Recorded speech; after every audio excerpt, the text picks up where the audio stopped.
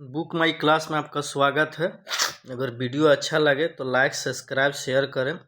और साइंस का जो मैट्रिक का एग्ज़ाम होने वाला है 17 फरवरी को, उसमें हम VVI प्रश्न साइंस का लेकर आए हैं, जो बार बार एग्ज़ाम में पूछा गया है प्रश्न है। हम लोग पहला प्रश्न चलेंगे कि समतल दर्पण द्वारा बना प्रतिबिंब होता है तो काल्पनिक होता है। क्या होता है?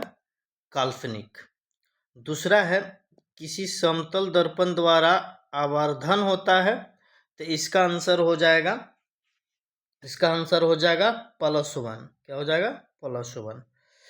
आगे है हीरे का अपवर्तनांक कितना होता है? तो हीरे का अपवर्तनांक होता है 2.42। इसका आंसर हो जाएगा डी।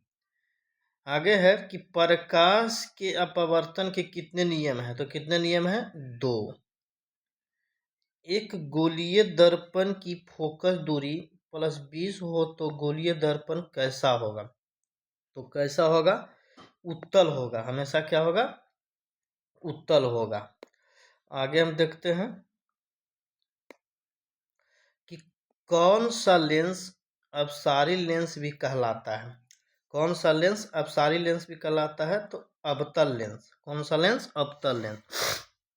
तरंगदैर्घ्य को समांतर व्यक्त किया जाता है किससे? तो इसका हो जाएगा एंगस्ट्रम से। किससे? एंगस्ट्रम से। आगे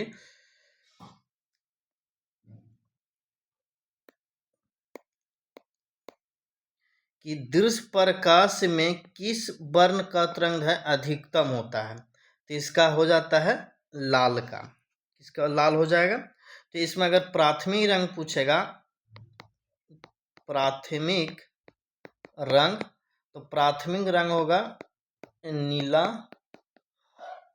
हरा प्लस लाल। ये प्राथमिक रंग है। ठीक है।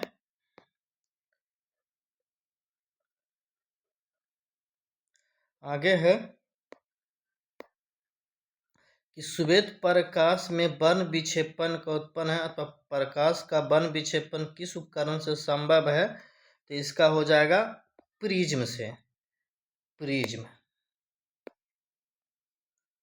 आगे है कि आगे प्रश्न है कि मानव नेत्र में किस प्रकाश के लेंस पाया जाता है या मानव नेत्र में उपस्थित लेंस होता है इसमें? तो इसका हो जाएगा उत्तल लेंस। कौन सा लेंस? उत्तल लेंस। कुछ बादलों का रंग उजला क्यों होता है? कुछ बादलों का रंग उजला क्यों होता है?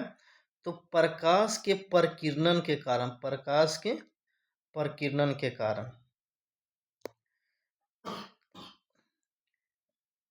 आगे है कि आंख के लेंस की वक्रता त्रिज्या नियंत्रित करती है। तो 8 का हो जाएगा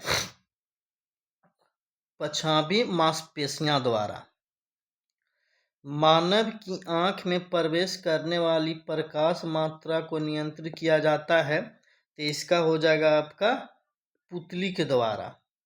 पुतली के द्वारा।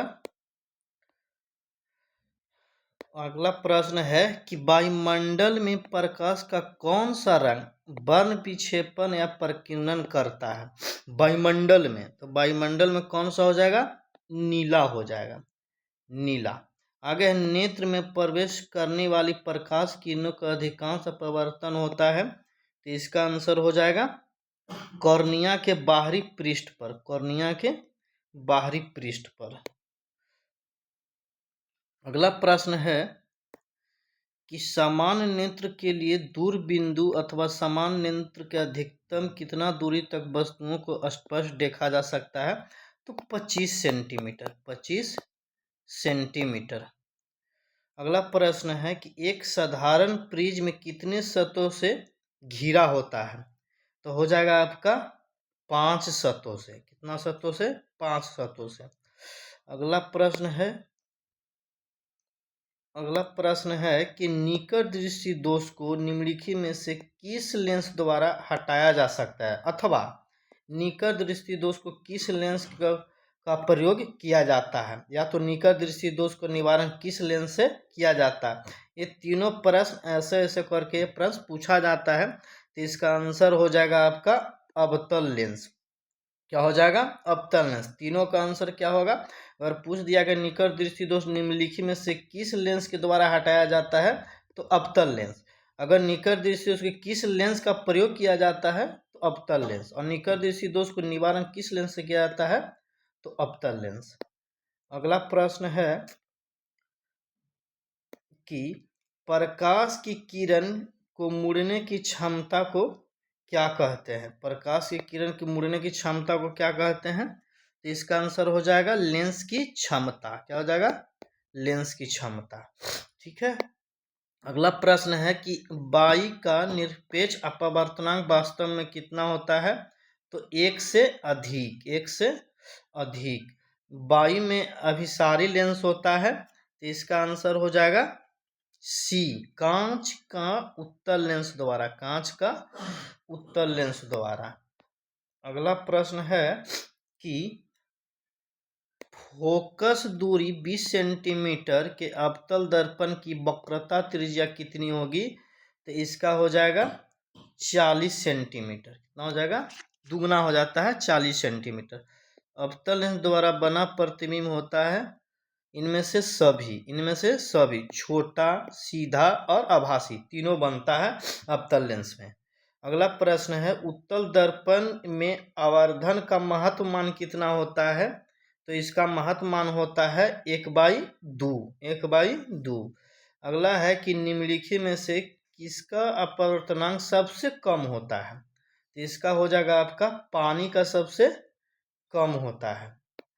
अगला प्रश्न है कि हजामत बनाने या दाढ़ी बनाने का कौन सा दर्पण का उपयोग होता है? तो इसमें हो जाएगा आपका अवतल दर्पण। यदि किसी बीम का प्रतिबिंब का आवर्धन ऋणात्मक हो तो उस प्रतिबिंब की प्रकृति कैसी होगी? तो इसमें हम देखेंगे कैसी होगी। तो इसका हो जाएगा वास्तविक और उल्टा। वास्तविक और उल्टा। अगला प्रश्न है कि निम्नलिखित में से कौन सा लेंस की क्षमता का मात्रक है? तो कौन सा लेंस की क्षमता का मात्रक है? तो डायोप्टर। देखो ये प्रश्न बहुत VVI कितना बार 2024, 23, 22, 20 लगातार 4-5 प्रश्न पूछा गया है। निम्नलिखित में से कौन सा लेंस का क्षमता का मात्रक है? तो डायोप्टर हो जाएगा।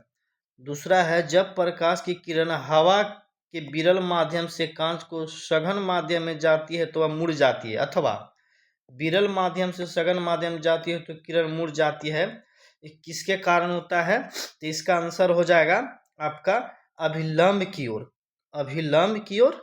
और लास्ट प्रश्न है प्रकाश के अपवर्तन के कितने नियम है? तो 2 नियम है। अगर वीडियो अच्छा लगे तो लाइक, सब्सक्राइब, शेयर करें। Thank you.